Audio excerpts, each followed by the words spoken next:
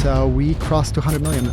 Whoa. 20 months to 100 and then 10 months to 200.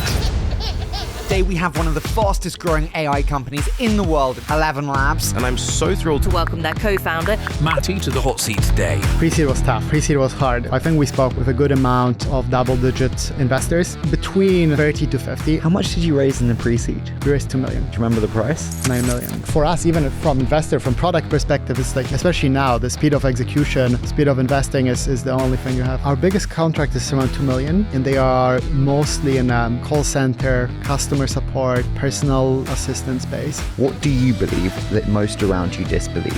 That you can build a company from Europe at the global scale. How do you answer the question, why won't OpenAI just do this? They definitely will, but I think they lack the... Ready to go?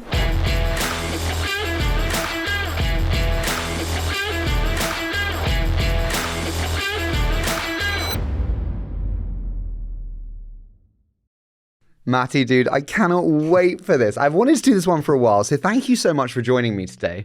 Harry, thanks for having me. After working on a number of projects together, I'm so happy we can finally speak. Dude, I am so thrilled we could do this. Now, I spoke to so many people beforehand, and I have to say Luke was phenomenal on your team in prepping me so much. But I do want to start a little bit with the origins pre. You grew up in Poland, and this was Luke's. How did growing up in Poland impact your mindset towards the world and company building first? You know, in Poland, it's a very different, much smaller world. So it's for growing up, I was in a very lucky position where I was in suburbs of Warsaw, then went to high school in Warsaw, then kind of started seeing more of that world, which was of course incredible because that kind of opens your eyes of like what's possible. That there's so much world beyond what you've seen in the smaller cities. And I think in a similar way as you think about building ElevenLabs now, it's the scale of what we don't know is still ahead of us, and this is like what's exciting, that we know that if we climb those traditional hills, the traditional mountains, we will see increasingly more. And I think the second thing was I saw the transition where in suburbs of Warsaw, it's in like a public school, so school where you would have just any kids that would live in the area, and in high school, and where I met my co-founder, you would have a slightly different crowd, like a crowd of people that would win competitions, need to go through a few steps together. And suddenly that like kind of density of talent was the most motivating factor to like explore more, learn more, and do more, which now we are trying to, of course, replicate that at ElevenLabs, where and any other company, I'm sure too, is like you try to keep that density as high as possible, because at the end of the day, that's what's most motivating, being part of this incredible set of people. I was most inspired or given hunger because my dad always said, like, when we went into Chelsea, like, oh, it's a better life here. And like, this is where people who've won live. And I didn't live there. And I wanted to fucking live there. And it fed me with this like insane hunger. Where did your insane hunger come from in those early days? The early days, I mean, definitely it was, the combination of family. My older brother were kind of trailblazed going abroad to study, then motivated us to like, you need to do the same. This is really helpful. And then the second, it was really this community of people in high school. Meeting my co-founder was extremely smart. Meeting some of our close friends and like kind of going through this cycle of motivating each other. It's like, yes, we want to study at the best university. Yes, we want to go deeper and crush this exam. And I think this was huge element for all of us just going after it and knowing that maybe it's possible. At the time everything felt distant, and it's still, many of the things do. But I think without that kind of motivation through the people would be not possible. Speaking of the motivation through the people, you have a very special relationship with your co-founder, Piotr. Yes. Yeah. So I have to ask then, you come together. How does the idea for ElevenLabs come to be? Was it truly inspired by bad movie dubbing? And there was two things that coincided for us starting ElevenLabs. One was through the years prior, he worked at Google, I worked at Palantir. We would meet for a hack weekend project together. So we would try to explore a new technology. One was in a recommendation space. During the crypto hype, we built a crypto risk analyzer, which wasn't very easy and it didn't work very well. And then once we did the project in audio, which was, the idea was, can it analyze how you speak and gives you tips on how to improve speaking? And that kind of opened our eyes to what's possible in the technology space there. And then fast forward later that year. So we did the Hack Weekend project in early 2021. In late 2021, the moment hit from Poland, which is, wow, all movies are still dubbed, where you have all the voices from the original, whether it's male or female voice, narrated with one single character. So you have one voice narrating all the characters in a flat, no emotional way. So it's like a audiobook reading of a movie. It's, as you can imagine, a terrible experience, and something that we knew, combining the experience from working on audio and now knowing this is a problem, that, okay, this will change. A few years from now, as you imagine that kind of advancement, all the voices will have original emotions, intonation, sound incredible. And that kind of kickstarted this idea. And of course, then it expanded to, okay, we need to fix the research layer to actually make it happen. Then we started with a lot of our creative platform work around ElevenLabs, and then expanded to agentic platform work of how now the interaction is shifting, where voice is this big interface for the technology around us. So while, it was very dubbing specific originally, kind of expanded through to everything voice today. I mean, it must be the most boring movie experience having one single voice for everything. It's terrible. So what do you do when you land on the idea then? In terms of your next steps, you move into the research layer and determine whether it's possible to actually do this? The way we've approached this was we first tried to do two things in parallel. My co-founder was, okay, can we use existing technology, stitch it together, and create a dub of a movie in a better way? And it quickly transpired that you get a good effect, but it wasn't brilliant. So to actually fix it, let's take a step back and fix one of those components and make it great. At the same time, when he was doing research, my mission was, does anybody actually want that dubbing product? So I was emailing all the YouTubers, getting the emails, scraping them, and trying to message them, hey, if we had a dubbing product to make your movies available in all languages, would you be interested in that? And roughly, it was like 15% reply rate initially from the first batches that we sent. All were personalized. We sent thousands of them. But the interest was lackluster. All of them were like, oh, I don't fully believe this is possible. Can you send us a sample? It would be great, but how will I operationalize this? YouTube doesn't support it. So it's like, it was somewhat of an excitement, but not like a burning problem, I need to solve it. But then the second thing happened. So we started sending the samples.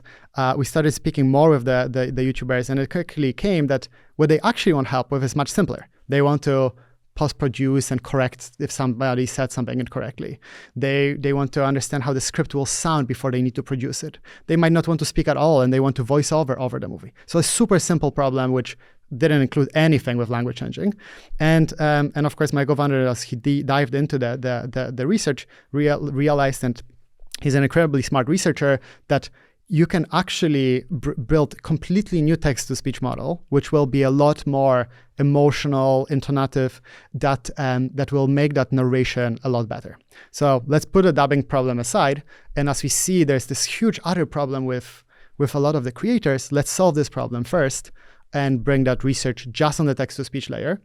And then, kind of as usual, as we dive And that's deeper, only possible by creating your own models. Quick answer is yes. All the models at the time, just you could tell immediately, it's like uncanny valley, not very good. You cannot replicate voices. Dude, how should I know as an investor, again, I use this show just to get better as an investor. How should I know as an investor whether a problem needs its own model or whether you can just leverage alternative existing models? Wow, I think the answer will definitely change now to 2022. So that was the year where nobody yet kind of was thinking about AI. This was still kind of downfall of metaverse crypto days. So you were still, the attention to the models was like none in the public eye. ChatGPT happened beginning of 2023. That's where it kind of all started spiking across. So at the time you didn't really have a choice. Like you knew as a user, as an investor, that what existed out in the market just wasn't very good. And then there was more of a question, will this team be able to solve and create something better? If you were creating ElevenLabs today, what would you do architecturally differently given the architecture that we have today? I think still a current question is, to what extent you continue on that kind of single modality space where at the time it was mostly you train a dedicated model for speech or dedicated model for image, video, etc., over what is now more of a theme where you kind of train a more of a multimodal approach where you combine the reasoning and speech together to create even better speech experience. So that's our most recent generation is effectively that, the 11v3. If we had that then, I think we would have probably skipped a few steps and our experience would have been even better. So off tangent, but I'm just concerned about bluntly the plateauing progression of models. And GPT-5 was the embodiment of that. You move from like incredible feature descriptions to a description on cost. And when you have a description on cost and efficiency, it's like, oh, we've hit that. Right. Do you agree? And are we in an element of incrementalism and plateauing? In voice, I think so it's, there's a little bit of like, it depends on the use case, but to make it more concrete, there are use cases like narration. In narration, we think it's plateauing.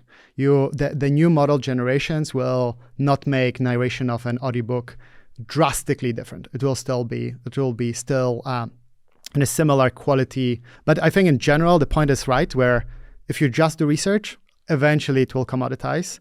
And eventually that advantage you can deliver from research isn't enough. So you really need to build product. And as you think about 11, we combine both together. Do you think we're at a stage where scaling laws no longer equal an equivalent level of progression?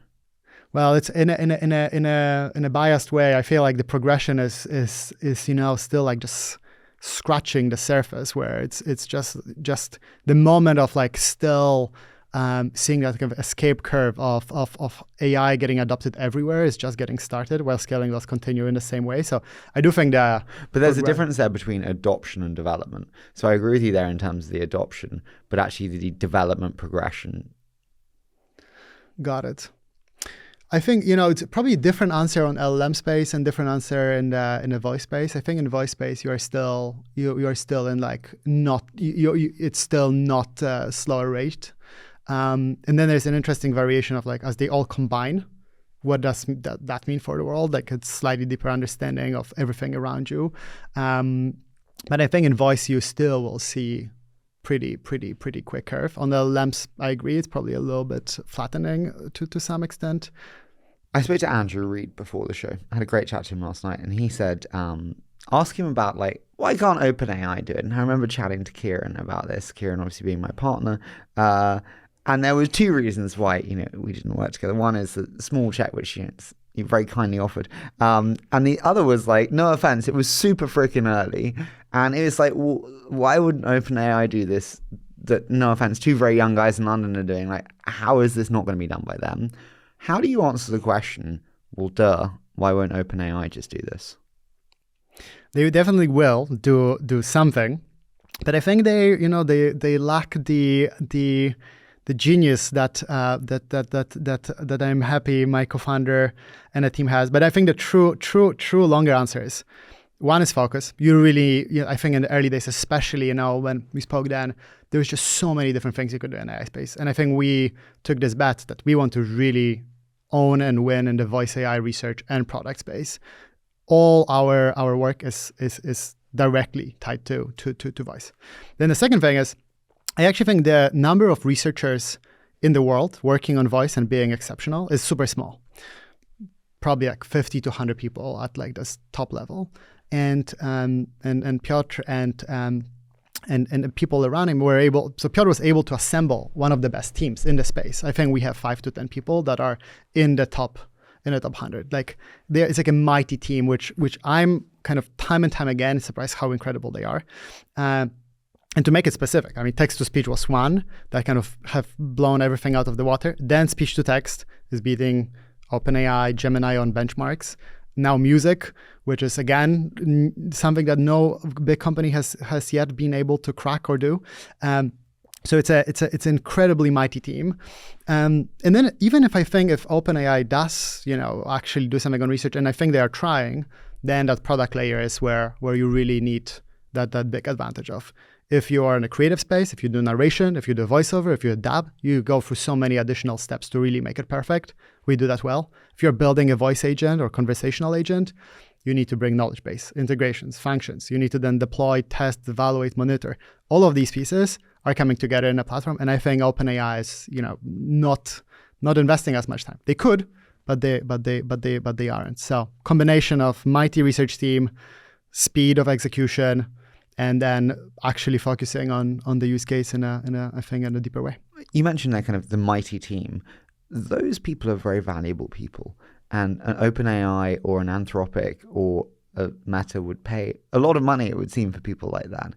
Do you worry about the war for talent, and how do you think about retaining talent when there's hundreds of millions of dollars going across the table for them? I think the talent, especially on the research side, is the impact that those people can create is out of the scale across any of those companies, especially in the early days. Of course, to some extent, as I think about Meta and others, they are of course paying for the know-how as much as they are paying for the raw talent too. Where getting those early people gets you some insight into the models and architecture that you can then bring across and accelerate. So in the early days, it's more valuable than late. But I think in our case, the reason I think it's still valuable is, one, the upside for ElevenLabs just getting started. So I hope we will be able to compete with any of those companies in the future at the same scale. Two is what you do have, which I think is important as I think about any of those companies, is like how close you are from developing research to actually deploying research. And at ElevenLabs, if you are actually creating new models, they get to production and are some of the most important things that our products work on almost immediately. So the gap is super quick. Bigger companies, you go through the usual corporate red tape to get any of that work done. And then three, I think we now have like a very small and mighty team that can learn from each other and move pretty quickly. I don't think there is a guarantee you get that in some of the other companies. I think they are optimizing for a lot of people, but not necessarily the right people. We're going to go to team size later. I do want to stick with some chronology. I have so many questions that I want to ask you, but some chronology is, we mentioned that kind of the V1 and building to beta, and I think it was, 2023 that you raised the pre-seed, like Jan 23. How did the fundraise process go? You're two young guys saying, hey, we're going to do this. How did the pre-seed fundraise go? Pre-seed was tough. Pre-seed was hard. It was, similar question that you asked. It was like, how will we fix research? The second question, which was very interesting, we think the market is very small for what you are solving, which at the time was like, it's like a combination of AI, voice. Like nobody was thinking about that. So that was surprising to us, which we were very disagreeable. And third was defensibility. Will it actually be better than what incumbents from the FANG companies will actually solve, or like how will you outcompete it on the long term? So these were the three. So it was tough. I think we spoke with a good amount of double-digit investors, and double digits of investors, and they said no. Yeah, it was like with between 30 to 50, and it was double hard at the time because we early 2022 we got an offer from one of the accelerators in US, not YC, and we were thinking like, should we take it or not? And we decided no, we are rejecting. We think we can create something more valuable, and we don't need that help at the time. So decided to go independent, and this triggered this more stressful time where suddenly now you need to raise money. We started spending a little bit more on GPUs. We hired the first few people. It's like all of that was going from our savings, which we are lucky to have from Google and Palantir. But I was like, okay, now it's actually getting a little bit more risky, and we want to double down. We want to invest even more, so we need money. And yeah, it was. How much did you raise in the pre-seed? We raised 2 million. 2 million. Do you remember the price? 9 million. It was 9 million post. 9 million post. The amount was exactly 11% of the equity that the first investor was buying, and then the other ones were layered in. Oh. So it's like just over $1 million. It was a. And this was 2023.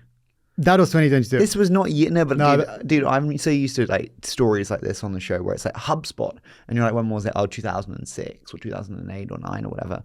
But this was fucking recently. Oh yeah, it was only 4 years ago. Which I mean, it was so, in the end we had Credo Concept, co-lead Concept here in UK, Credo from CCE. We had one of friends of Piotr's from Oxford, Peter Chaban, who invested, was a co-founder of Polkadot, which is the cryptocurrency. So we had like a good set of early believers, but together it took us a bit longer. So you raised the 2 million then. What happens then? You start building out the team. You start investing in GPUs. Just Exactly. take me to that. The main reason we raised was to accelerate what we would want to do. First one was building a small data center. So we built one, and back then it was, I think, in Poland that we've invested few, and then quickly after moved and started buying some in US. And then team, we started hiring, not many, but it felt like a lot at the time. It was like additional 2 people, I think. 2 people. It's like, okay. Well, don't go too far there, Matty. Did you, because you kind of did the pre-seed raise and the beta launch at the same time. Did you have product market fit on the beta launch? Were there early signs that it was working? Oh yeah, that's okay. So got the good timeline a piece there where we actually raised the round in mid like a Q3 of 2022, but we announced it in Q1 of 2023. And the reason we do that, and we do that all the time, is that we don't want to announce a round just for the sake of announcing a round. Our philosophy was always the round should have another purpose, which is bring the product out and help you get the product into the users, celebrate a set of customers to show that you are arrived in a specific sector, bring a new research model into play. So like every round that we would do would always tie into a product announcement. So we actually hold on for announcement for a few months until we had our beta release, and then we triggered, which was January 2023. But to your question, initially, when we worked on dubbing and the first early days, and we were like emailing, we didn't have product market fit. It was like very clear that people were slow to reply, and we sent samples, they weren't engaging, so we didn't through the 2022 period. And then when we shifted from dubbing into narration, voiceovers, then the product market signal started to hit. Maybe it's there. We had a first, and I remember distinctly 3 things that happened. First, we did a blog post around the first AI that can laugh. And we sent samples that got picked up by newsletters, and people were like, wow, this is incredible. And the next day, we had like 1,000 people on our waiting list. Then the second thing happened. We invited the first 100 or so users to ElevenLabs to test it out. And we had this audiobook author who joined the platform. Our platform is like this small text box where you can type in text, tweet length, and narrate it. And he would copy paste his entire book 500 times, download it, stitch it together. Then he released it. He released it on the platform. At the time AI was banned, it passed through as a human content. And then it started getting reviews that it's great. And then he came back saying, I want my other book author friends to do it too. So it's like, okay, we are onto something. And then we launched in January 2023 publicly. We started getting more of that signal that creators, narrators love the work. And to be honest, I think from that moment onwards, we saw like a clear momentum. And then there was like, more events after the media picked it up, then more creators picked it up. But the moment of release, we knew that it's valuable. And then maybe last thing on that, it's like the product market fit concept was, it's for us, we never like fully, I think, know what this actually means, where we knew users loved our product at the time. But I wouldn't call it at the time we had product market fit, as we were thinking of like, okay, how do we make sure it's providing value for the next 5 to 10 years? Then we'll decide that this will be like something where we would call, okay, this is clear product market fit. We think this is like self-sustaining for as long as we go into the future. So we wouldn't go by that definition. I think we are now closer to that, but we are still like, still know we can create so much more value. So many things I want to unpack there. You said about kind of the timing of your announcements and aligning it to actually kind of material news items.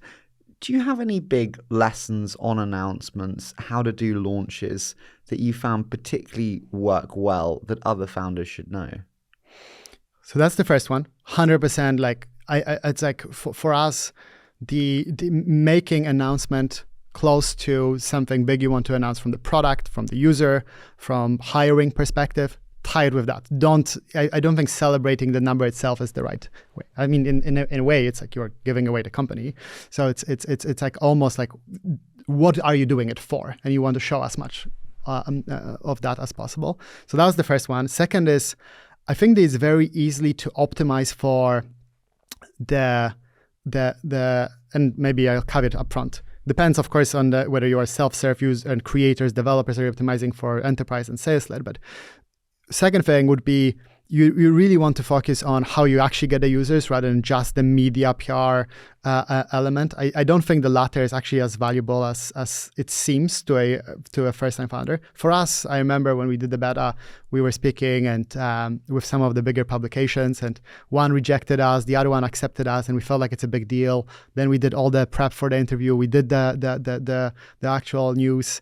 And then it was posted. We holded like everything around this post that they told us the deadline for, and it had no impact. I think it's like probably a few more people read about us from the investor scene, but we didn't really care about it at the time. We were like all about users. What actually worked was working with the newsletters that were talking about AI, working with our friends from YouTube community that then posted on Discord that we are opening this up.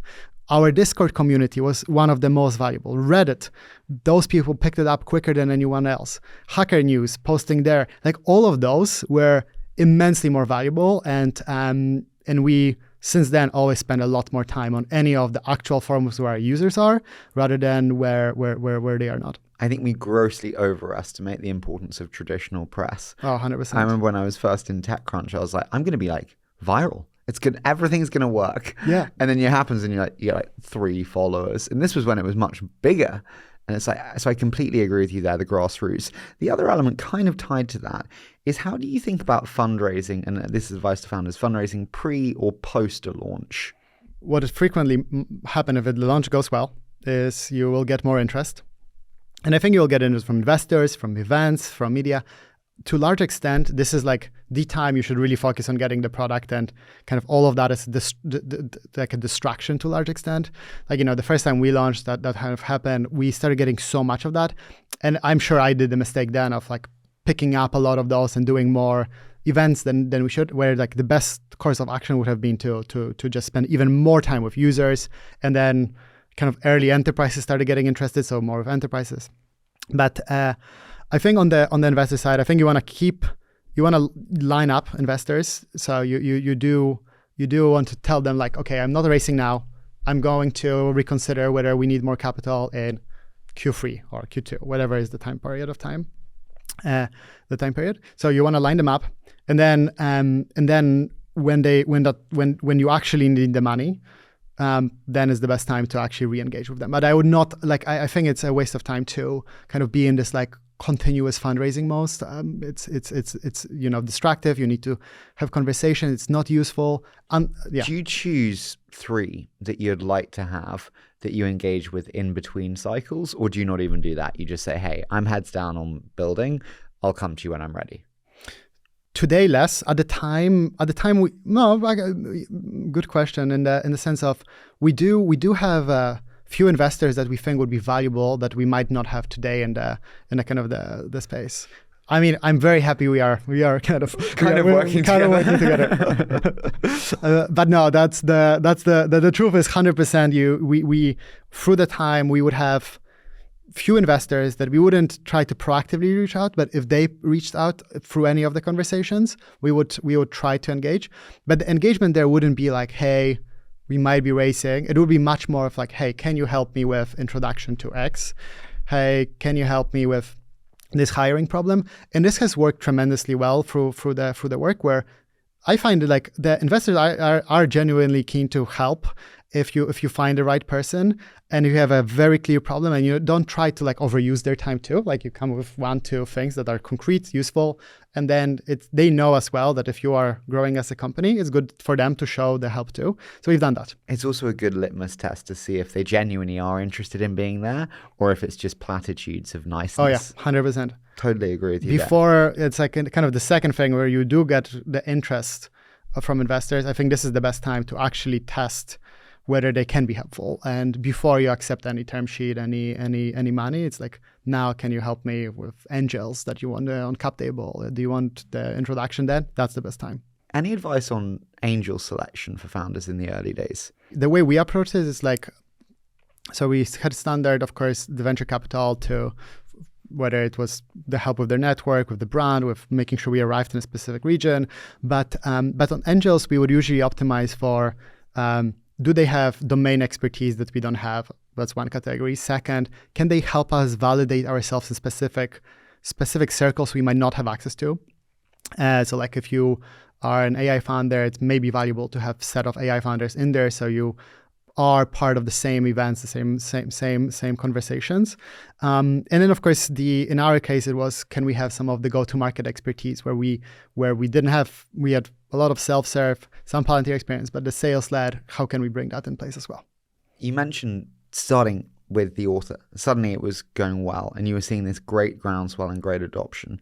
And this is kind of January to June 23, I believe. And then in June 23, you raised like $19 million from Brian, Kim, and Andreessen, and then Nat and Daniel from I can't remember what it's called, NDFG or something? Yeah, NFDG. It's Nat Friedman, Daniel Gross. NFDG. Wonderful. Brilliant name. And that was quite a shock because it wasn't a London fund, it wasn't Index, it wasn't Excel. How did that round come to be? Yeah, the NFDG is now I feel like it's a good name, but I was pitching Nat on changing that to like a different name for a while. Maybe now it's not possible anymore, but so it was like the interest started around kind of March 2023. We had a lot of the investors that were in close conversations in the past like reapproach us. We effectively would be a little bit more in the waiting mode. Like, let's see how we get through, and let's optimize for the partners that we truly want. And what we truly wanted was a combination of making sure that people globally in SF trust and know that we have arrived, like we are a company that can be trusted, is building something ambitious. And then, of course, people that we would admire to be able to work with that creates something special. And that was definitely in that category. In the latter category, and it was a very fun thing because he approached us. We previously... Does he just DM you? Like, how does he just approach you? He emailed us, but then I met him here in London. He flew in, and it was like a weird setup where he emailed me, but it wasn't clear whether it will happen. And it happened at the last time. And then I see him in London in one of the hotels where he was staying.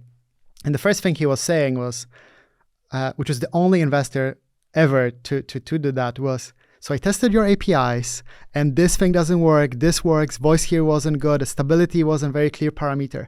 So he's the only person that tested our APIs, decided that it was actually valuable what we are doing, gave me feedback on like what we should change, and then told me like, and I'm keen to invest. Which of course triggered a conversation of what's the vision, what we are after. And what's special about Nat is that you can tell him very little, and he kind of has this beautiful ability of infilling all the context around it, comparing that to any of the past experiences and kind of bringing any of those experiences that then might be relevant to you, but he gets it immediately. So he was, from the first conversation, he knew kind of exactly what we are after and challenged us with the right questions from the start. And then he moved very quickly. He was very keen to partner with us. We are keen to partner with him. We are trying not to show it too much, but we were. And then at the same time, we know that Nat and Daniel were more perceived as the angels, while we admire them from their GitHub and Summer Days. That was like still like an angel category for many of the externals. So we knew this is our chance to bring a huge investor to actually position us as a top company. And that's we spoke with all the classic tier 1 funds, and A16Z was just one of the most passionate. So you spoke to all the funds in London?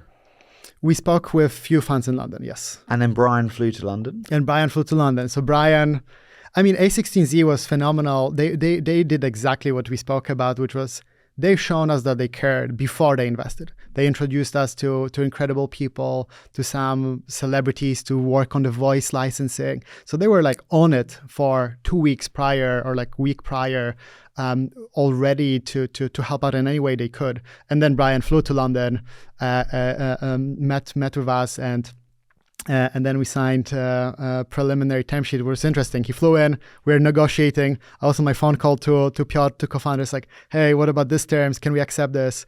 And Piotr would give guidance on where is the hard line, what we can do, and then on speaker we would sign together and finalize. Do you think speed really is a differentiator as an investor in winning? Oh yeah, speed is like, for us, even from investor, from product perspective, it's like you need to, especially now, the speed of execution, speed of investing is the only thing you have. This is what pisses me off. I'm happy in that world. I can move supremely fast and invest a lot of money. But what I find more and more with founders is they want to run a roadshow and they want to do a 10-day process meeting investors and then have another week to decide which term sheets they want to take. I'm willing to give you a term sheet tonight. Save 17 days. But it's more and more common that founders actually want to run roadshows. How do you think about that? Yeah, these I'm now in a lot of great companies get built on ElevenLabs, so I get to be in the conversations now more frequently where they would raise money from our investors. Like recently, we had a company raise a Series A that has built a healthcare voice bot, which would effectively help patients calm them through the conversations in an incredible way. Then there's like another company building for healthcare customer support. So quite a few, and now I'm in the conversations of them raising the money, which is an interesting one. And then usually it's clear that some of the people don't know fully what they are actually optimizing for, and it's good to talk that through. Are they optimizing for the valuation? Are they optimizing for dilution? Are they optimizing for the right brand name to help them out? Is it the network of people that this brand name has? Is it the specific partner? Is it something different? And I think it's like pretty distributed. So when I speak usually with founders or our investors ask me to speak with the founders, it's usually that question, like what is it actually that you care about for the thing? What do you miss? And then it transpires pretty quickly whether they are going after just the roadshow is there to bump it up because they think the value that the term sheet they got is just not valuable, or is it that they actually want someone else, but they want to keep the optionality of having the first one while running the process. But all the traditional simple things. I'm a romantic. I hate this idea of a roadshow where it's like I'm going to meet everyone and then I'm going to compare term sheets and then I'm going to decide. It's like, what happened to the partnership? But it's the truth is the other way is true, where a lot of the investors want to give the term sheet, but that is before any show of partnership. So how do you know that this is a good partner? How do you know whether they are giving you good terms? Especially you're a first-time founder. You never run this. You don't know how much you are valued. You need to have some relative comparison. And this can happen through conversations with other companies, other founders, or comparing yourself to other companies in the field, or running some form of a process. Roadshow probably sounds pretty bad because it sounds like a lot. You probably, like the way we approach fundraising was always, especially in the early days, like few investors we really care about, and first speak with maybe one or two that maybe aren't top priority, so we understand whether like we are at all kind of perceived in the kind of the messaging that we want to put across makes sense. If it does, move straight to the top ones. How do you feel about exploding term sheets? I don't like them, but we got a few. We had a few through. Do you understand them? I do. I think I do. At the time I didn't, but I do. It's like, I mean, I don't like them still, but I won't name the people, but so one example was let's say a smaller fund. And they felt that if they get us the term sheet, we'll use that to bump other term sheets. Very often happens. And that it does happen. So I got it. It was like, and they came from the approach of like, if it goes too high, they won't be able to invest. And they didn't want to be part of that. So that happened. And of course, very often good being pressure. An investor, being the first term sheet's the worst. Because you're used as the stalking horse where they then go, hi, I've got a term sheet from a great fund. They never name the fund. And and you get no credit for being the first, and then you're just trampled on by everyone else that comes up. That's what I don't like founders that are trying to do that too much. Like that if they are trying to get the first term sheet to bump the other ones, I think it's a wrong approach.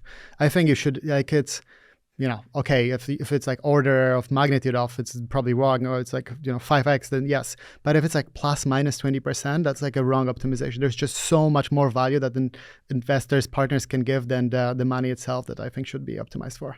You've got Andreessen introducing you to celebrities, and you've got Nat and Daniel, two of the brightest minds in AI, who are querying APIs that no one else does. Are the Americans just playing a different game to the European VCs? We love our partners. I mean, we have Andreessen team is so incredible with their network. I mean, now Sequoia with Andrew is just another level too. Iconic team, also crazy help. NEA2 is just like bringing. But they're all the time. US. They are all US. So I think they are playing a different game. I think they are all, from our experience so far, a lot more keen to take the risk. Like even our conversations are always like, how do we bet bigger rather than like optimize for the negatives. The one check I always try to do with Piotr for any of the partners that we bring beyond the capital network brand is always for the person you partner with or the person you partner with, how will they behave if it's not going well? So we usually try to get any of the back references for how did they behave if the company was failing, and all of the ones that we had are in a very positive, like they actually were really on the side of the founder, helpful when it was not going well, even more so than when it was going well. And I was doing the same check with some of the checks with other companies, and maybe this is getting used to that. And like, in US, the set of companies that went up and down is so high. But in some of the investors we spoke in Europe, that check didn't yield the good results. I had one with Brian Kim that didn't go well. And I have to say, Brian was the best. He was the lead investor in the round, and he got the money back for everyone. And that's rare. And he really put in the work to do it well and to do it quickly. I was really impressed with him in that way. No, exactly. It's Brian. Yeah, Brian was one on our checks came up strongly. Jennifer too. It's like all of them. It's just crazy how.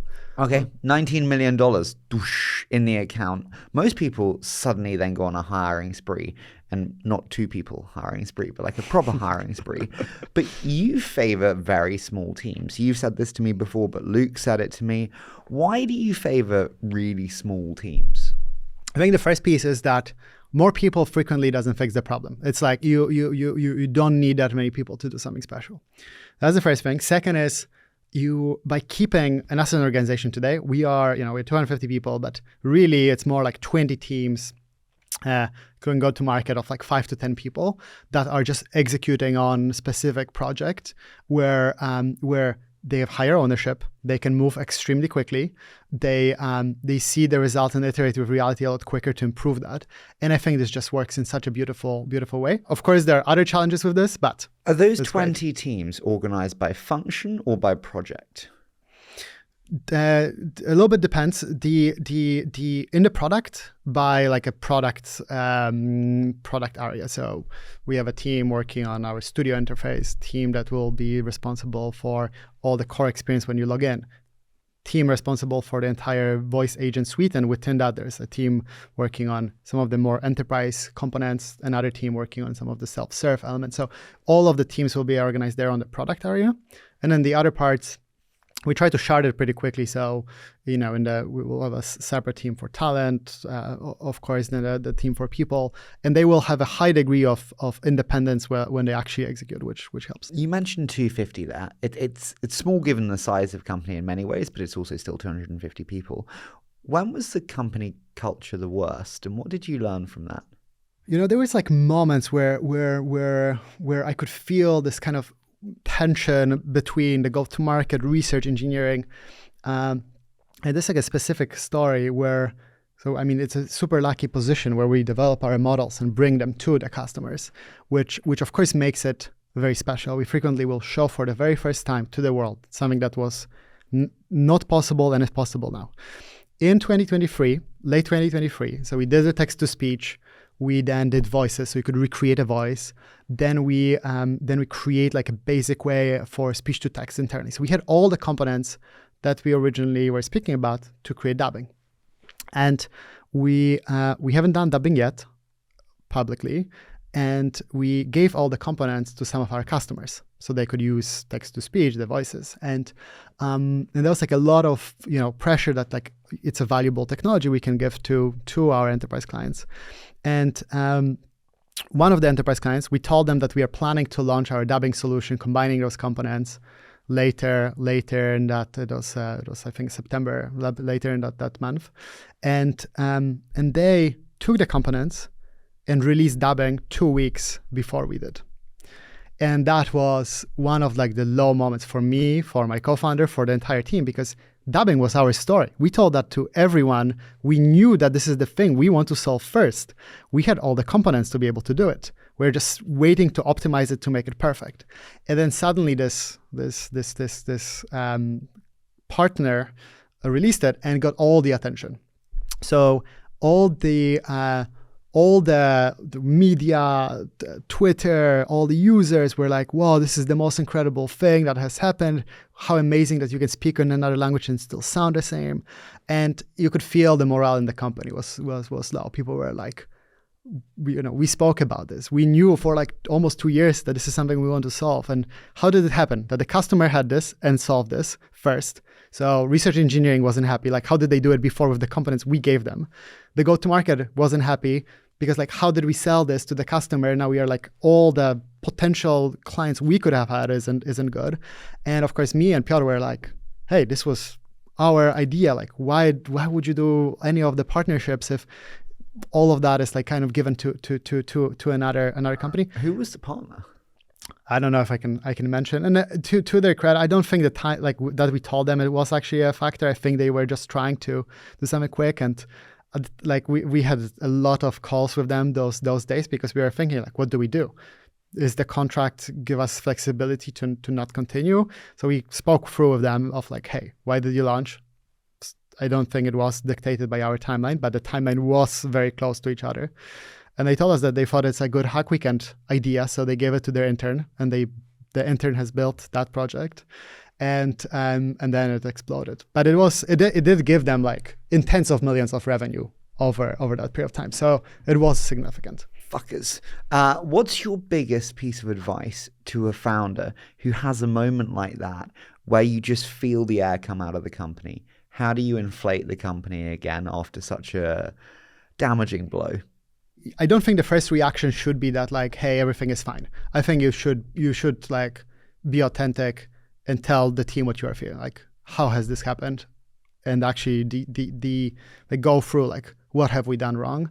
And you know, that frustration was clear. I don't think I think it was valuable for us to talk to like, we are angry at ourselves. This is wrong. And then as we move from that stage, like, yes, we are angry. What are we actually going to do about this? And move to that second stage very quickly. But I think, you know, I think I've done a mistake sometimes of just going to the second stage, like kind of, it's not a problem, let's just go through and solve it. I think it's actually super valuable to talk through what has happened. But then you need to go into the second thing, and then in the long term that will work out. You know, it's then the relentless execution will prove itself out and show to the world. And the worst, if you repeat the mistake, then someone needs to feel the repercussions. But if you've learned from that and haven't repeated the mistake, it's fine. Given the commoditization of a lot of technology today, do you feel speed of execution is the core differentiator between those that will win versus those that won't? Or is it quality of research, access to GPUs? How do you think about that? I think it's both. I think it's, you know, the way we approach this in the companies, we have research, product, and the ecosystem that we built, which is a combination of distribution and brand. But research for us is a head start. We are investing in research. We'll continue investing in research. We want to be the best across the voice technologies. But all this gives to us is advantage over the competition for the next year, 2, maybe 3. How far ahead are you compared to the competition, do you think? I think it depends on the use case, but 6 to 12 months, I would say. It's depending on the space that we are in. Do you think that's a lot or not? I think that's a lot. I think that gives us, so that research piece of 6 to 12 months is enough for us to then do the second thing well, which we do in parallel from the start, is build phenomenal product experience. What % of your revenue do you think you spend on compute? So we've built our own data centers for training, and then for inference, we of course use some of our great partners across the traditional. Why build your own data centers? Most people will just use a CoreWeave or use an NVIDIA or whatever that is. Why build your own data centers? So we did the math. In our case, it was, if we assume we continue training the models that the way we want to, so very continuously a lot of those models. Then second, for the data transfers, and as we think about continuously bringing more data, we will likely on a 2-year horizon break even for having our own and not renting. Assuming, of course, you need to assume some improvement in the GPU infrastructure, but assuming that wasn't too high of an improvement, we would have been successful, and we were. I think it kind of the ROI made sense there, and now it pays dividends because we can just do more experiments quicker. And this can still be wrong at some point. There might be innovation that kind of breaks that equation, but for the current time, it just makes more sense, more control. A lot of investors are talking about the poor unit economics of a lot of companies that we see today, whether it's your Replits or your Lovables or any of companies like this. Well, any kind of application layer companies, period, really. They generally have pretty tough unit economics, generally speaking. Do you think that is a fair criticism, or do you think it is simply short-sighted given the changes we will likely see in the cost structure? Of course, the unit economics in most of those cases that you mentioned is pretty poor. But I think the strategy is that, yes, one, the models will optimize in cost. And then two, they will be the brands that customers trust. And then they can actually use a lot of the signal back. And I think to ElevenLabs example too, I think our unit economics is much healthier than most of those companies. We control our research, our product, and distribution. But it's still, if we had a new model that we need to release ourselves, we would optimize less for the cost structure, so we can get that magic out quicker than other competitions even can think about creating their own model. But to be clear, you think the concerns around margin are over-expelled and not justified? Well, it's a risky business where there will be a winner from some of, whether it's I love what Lovable is doing with Anten, but Replit, V0, Bolt are all incredible companies too, or products too, that are doing some great work. I do think at least one, maybe more than one, will create something special. The market is so big that all of them can create something special. But yes, there will be definitely a loser in that mix too, and that company and the margins that they are carrying does just not make long-term sense, and probably the same for coding apps. But I think it's a cool bet. I think it's cool, not even like cool from the sense of like it's a nice application, but it's like it's an ambitious bet that they are trying to win with the biggest companies in the world that are trying with Google, with Firebase. I don't remember the name of their product, but they are trying, and their Lovables of the world are winning. It goes to your point on brand. Neither of us can remember Google's product name. So, I mean, it's just interesting. Anton is a phenomenal marketing person too. Like the founder-led way he's doing is amazing. One thing that's also really interesting is you are very horizontal in your customer from day one, which respectfully I would advise you very much not to be. I think Philippe was telling me he was advising you the same. Be much more targeted in your ICP and have a clear mind of who that customer and user is. And you are much more broad and horizontal. And if you're advising founders, how do you tell them when they're launching from day one, whether to be horizontal versus whether to be vertically specific? I think if you're launching something very new, very different, and you don't yet fully know, like a subset of customer base, but you know that there is a bigger one, I think horizontal is completely fine. If you know and you have domain expertise and this is the category you're trying to win, I think go vertical. You say go vertical there. Normally when you have verticals, you have kind of a maturing of organization, you have titles. Titles is something that you decided to get rid of. This is very counter traditional org structures. Why is it better to not have titles? Yeah, there are some incredible companies that of course did similar. Stripe being one example, but in our case it was, especially then, super small team. So we have a team of 5.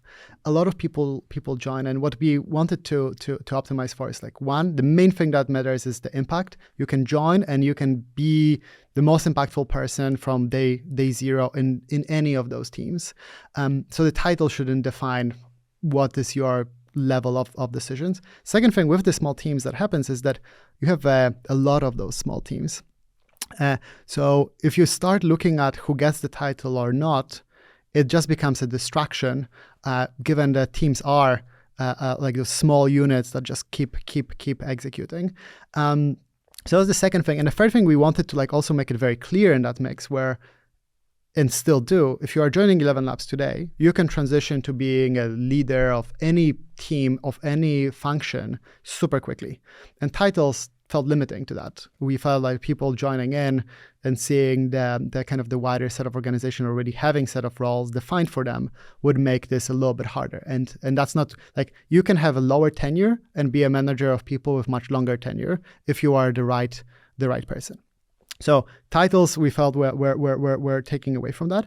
While at the same time, we have a good structure internally within the sub-teams, like who is the current lead of that team that will make the decision if people cannot agree on what's the right path. But that person can, and it's not guaranteed that the person will remain a lead forever. And the titles, in a way, you when you give a title, it stays usually forever in any other company. Speaking of titles, a common criticism of European tech and scaling is that we don't have these titled people who've seen scale significantly. Your VPs of sales who've seen $1 billion in ARR, you name it. How did you think about broaching that? Do you want to get top US talent here, or do you want to grow talent here? We want to grow talent here. We match a lot of our current talent with the advisors from our network of US investors. And the goal is to grow people. We love growing people. Like, our approach is almost like, if we can, we want to take a bet on the person growing rather than bring them externally. But we know that to grow, you need sometimes mentorship from someone that has done it. So we try to tap into all the people that have done it and match them to people across the organization. Anton said on a show with me recently from Lovable that building in Europe is building on hard mode. Do you agree with that? I think it is. I think it is building on hard mode. But there is some great advantages too. What are the advantages? I think the first one is the talent here is incredible, and I think you just need to know how to get it, and like. What do people get wrong then? In general, there is a good subset of people that really want to work hard and create something special, and they just don't have that opportunity because there's no as ambitious European companies trying to do that. So the only way they can do that is work for US companies. And I think now there's, like you mentioned, Lovable. I think they are showing that ambition too. And there's like just so many more. Like Aura recently in Sweden that raised around. We spoke about Synthesia. So there's quite a few companies that are ambitious. They want to show. And I think the people joining want to be part of the ambitious company that is competing on a global scale. I think that the thing that, and maybe in the early days, I was like even worried to a large extent. I think you want to be able to build from Europe, but not build only for Europe. And I think those two get conflated, where sometimes building from Europe meant, you are building for European ecosystem, which isn't the right thing. You still want the global aspiration. So even now, when I think about describing ElevenLabs, I think about us as a global company. We are a global company we want to win in US, we want to win in Europe, we want to build in Asia. We have the best team and most of the team in Europe, because the talent is incredible. So you think it is wrong when our American friends say, hey, the Europeans just don't work as hard as we do? I think, no, yeah, it's that quick. I think you can find people that want to work harder. And we've had it actually at some point in the team where we hired some people from West Coast of US and our people where we have quite a few from Central Eastern Europe were like, oh yeah, they don't work actually that hard as we do. I mean, we have such a, to credit to the team, it's like the true missionaries that are there on the weekend, all the time, and really care. They really care about the success of the company beyond just working hard. I think they are, and they feel part of the company, which is true. So I do think you can find the people in Europe that are phenomenal. Is it bad to hire people who come because you're a glossy name? It's an interesting one, because we, in the early days, we didn't have much inbound. So all of that was outbound. And it was easier in a way to find people that we felt were right, because you didn't have to filter through the noise. And now we have just so much, where so many people are going because the AI buzzword, or, we now are at scale that makes sense. But no, I think it's it's fine. Like, not everybody is the risk taker at the same amount, so I'm not in any way discarding them. What's been your biggest hiring mistake, and what did you learn from it? I think this is probably a traditional one, but as I think about kind of bringing people in and growing them into the company, as like the full hiring process, I think you hire a person, you of course have very little time frequently to assess how they are, but then as they are in the company, you have a little bit more of the signal. And then I would have taken some decisions quicker than I would have with separating with people. If you know in the first days, or if you are not unsure in the interview, but let's say you are giving them a chance, and you are not sure in the first weeks or months, you should separate straight away rather than keep giving the chance. I think that's the few times I think I've done that. What's the hardest role to hire for? Researchers. Easy. When should a founder no longer be involved in every hire? Well, I hope we'll be with Piotr involved through, so we interview everyone. And I hope you still do now at 250? Yes, we do. We hope to interview that as long as possible, because it's a good signal of who we bring into the company. We get to meet them, but of course we still think the company is like still shifting in terms of how we are approaching that. One is like now even more we are optimizing for like engineering technical skill set in all parts of the company than we would have probably like 6 to 12 months ago. So it's even increasing in some aspects. But I hope we'll interview to like 1,000 people. The thing isn't so much hard, when to be involved in the review. It's more how many people you're trying to hire within a specific period of time. So if I try to hire 1,000 people in a month, it's impossible because it would be more than the time we have. But if it's in a year, how many people will you have? I think we'll have 400 by end of the year. By the end of this year? By end of this year. And I think we that's a lot. You're almost doubling. You're adding 40% in. It's almost doubling. 3 to 4 months. We have 50 offers or so out or like joining. So 250 now, roughly 30 to 50 people that are already scheduled to join, and I think we'll get additional 100. Respectfully, small and mighty. That's not 150 in 3 to 4 months. Still small and still mighty, but we have a pretty global team now where we are trying to bring a lot of our go-to-market and engineering in every location we are at. So we think we can parallelize that, building in Brazil, in Japan, in India, in Mexico. So we are really going to that local new ones too, where we are building small outposts everywhere, and I think we can make it work. Do you care about revenue per head? In the long term, yes. Like we want to be an efficient company. I think now we have a very good metric for revenue per head, but it's a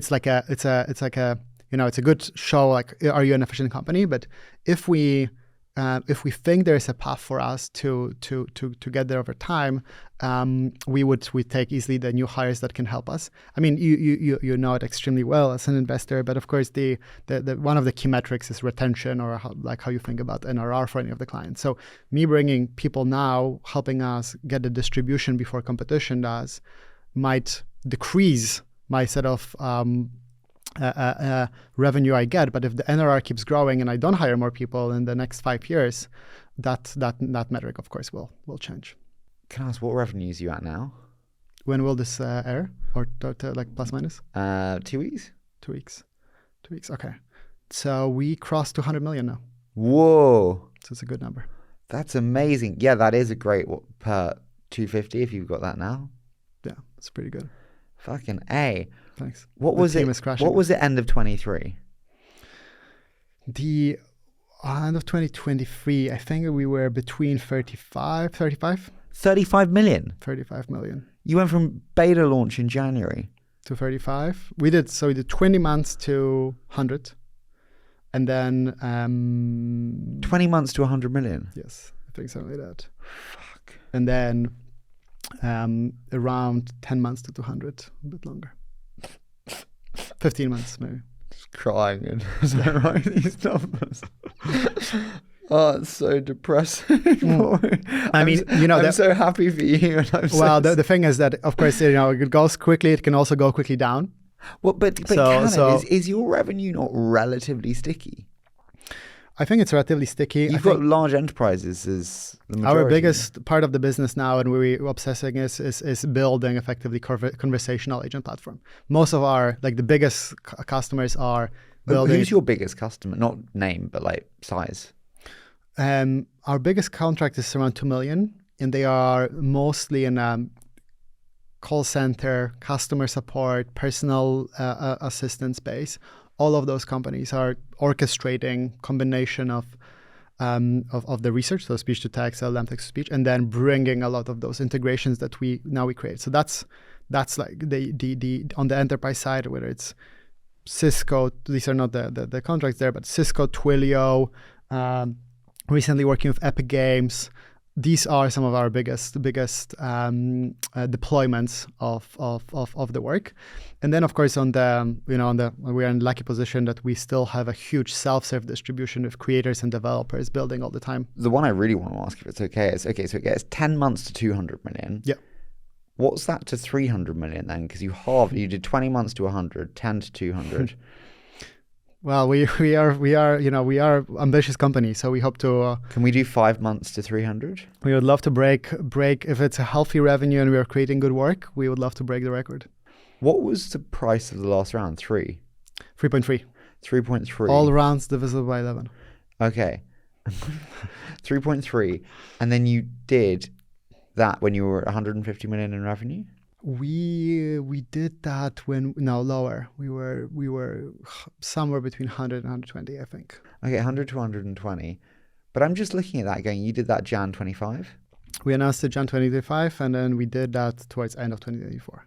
I'm just looking at it thinking, okay, so they're doing end of year revenues for 25 at 250, 300. It's quite a cheap deal. 11, 12x end of year revenues. Oh, like forward 12 months? Yeah.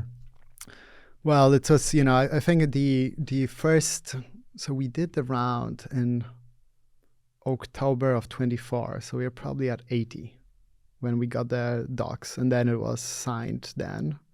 So Did you need the money? So the way we approached any of the fundraisers, it's can we bring some of the bets forward?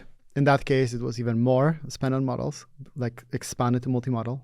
Can we bring our work internationally, so expand into other regions, and then double down on agentic platform, so start building even more of the true enterprise functionality, whether it's the reliability you need, whether it's integration with Salesforce, ServiceNow, SIP trunking. So like investing in those was the most important.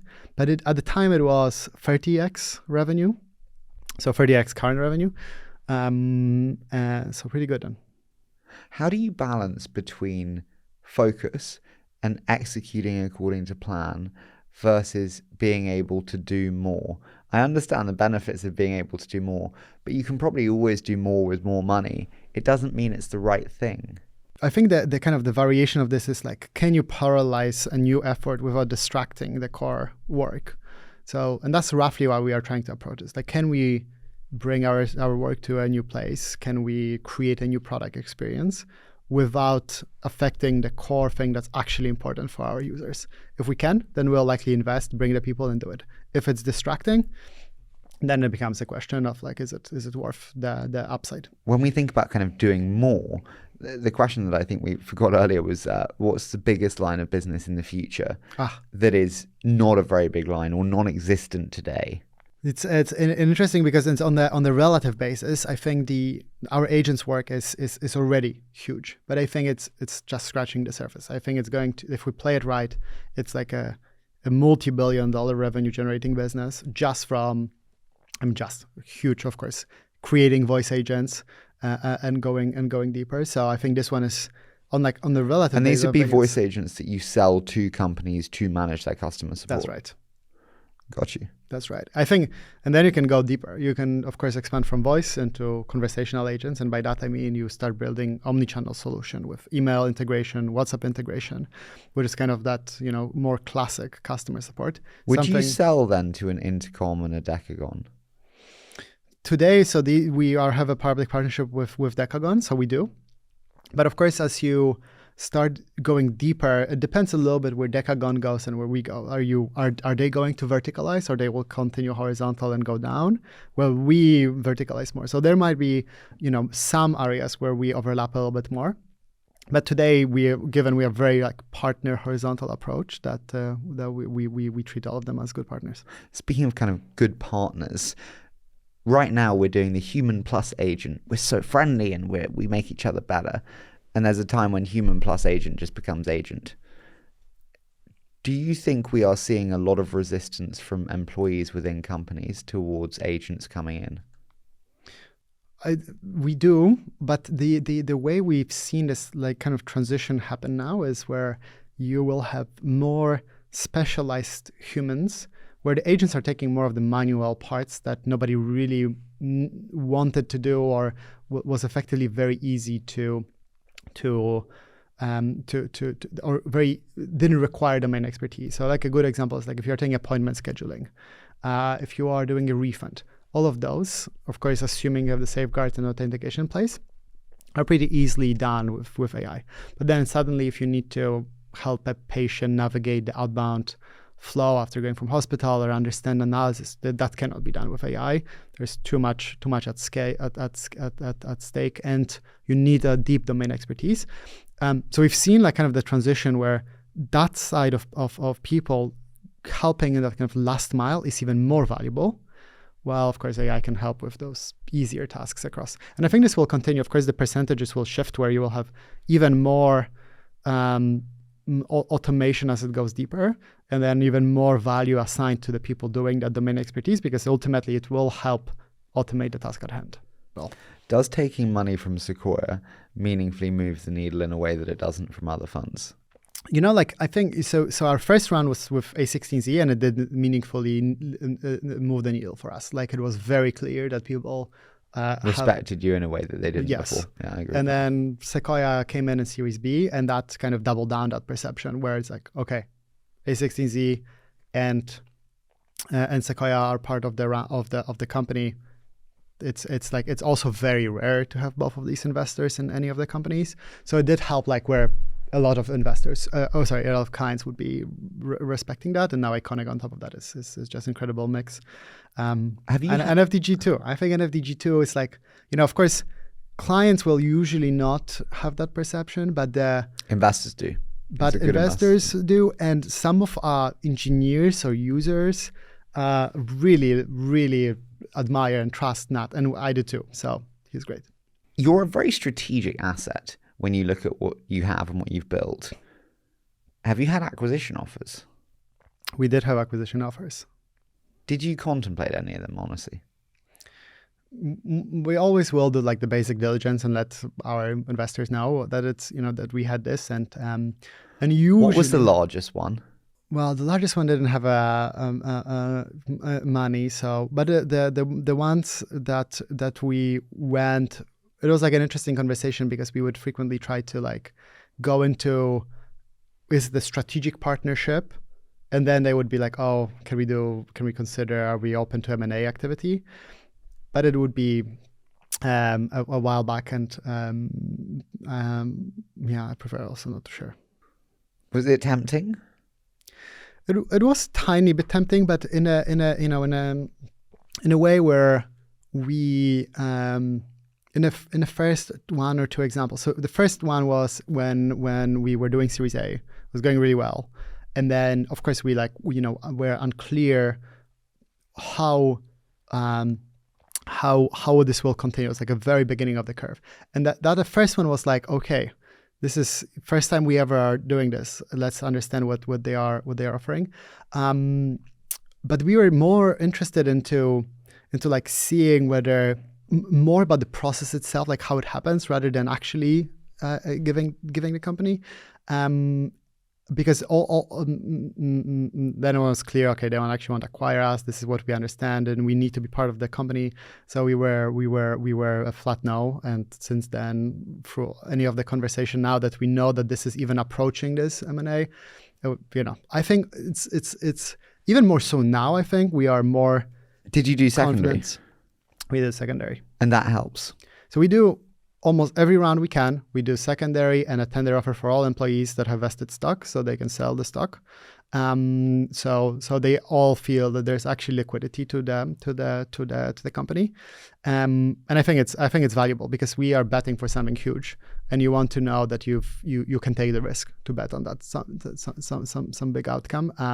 Which of course I think it's very easy to say financial payout is not important, and I think it isn't, but there's like this basic layer that people want to I think it is paying for childcare and paying for a house. No, of course, exactly. That's what I mean. But it's like, it's not the goal in itself, but you want to have like this bottom set of good life that's covered, which we are extremely lucky as a company to have and to be able to offer. But then like now the kind of the aspiration is much bigger, especially now that this basic layer is covered. So yeah. The thing I often think is how many great European companies of the last 20 years would have not sold had we had secondary and liquidity options available at the time. Because so many did sell because we didn't have that, and it was so meaningful. I think it does help with like the perception where there's like you can, to some extent, I think you can put away like any of the greediness that comes with money just by taking some of the risk equation away. Dude, we're going to do a quick fire round. So I'm going to say a short statement. You're going to give me an immediate thought. Does that sound okay? Sounds great. So what do you believe that most around you disbelieve? That you can build a company from Europe at the global scale. You don't think people still think that? Like, you don't think we're moving the needle a little bit? I think you are helping, and I think many of the people in our ecosystem are, but I don't think most people do. Maybe another one, which is not that specific to company building, but I do think voice will be the interface to the technology around us. It will be the primary interface for a lot of technology around us, which I think most people would not agree. I'm not going to let you wiggle on this one. You can buy OpenAI at 300, Anthropic at 170, or Grok at 120. Which one do you buy and which one do you sell? Well, I don't know if I like this question. Anton answered it. Anton, for context, answered he'd buy Grok and he'd sell OpenAI.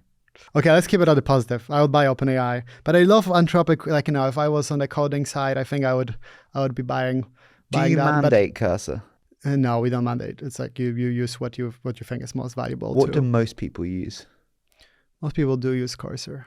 Yeah, some people use Cloud Code, but still more Cursor. I think it's shifting a little bit.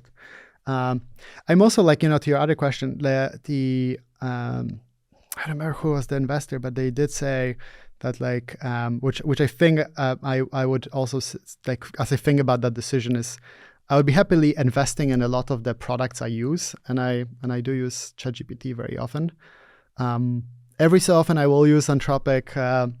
For like testing where we are with the space, but I think they are investing more in coding rather than Claude, the consumer, and OpenAI is clearly investing a lot in ChatGPT, the consumer solution. What have you changed your mind on most in the last 12 months?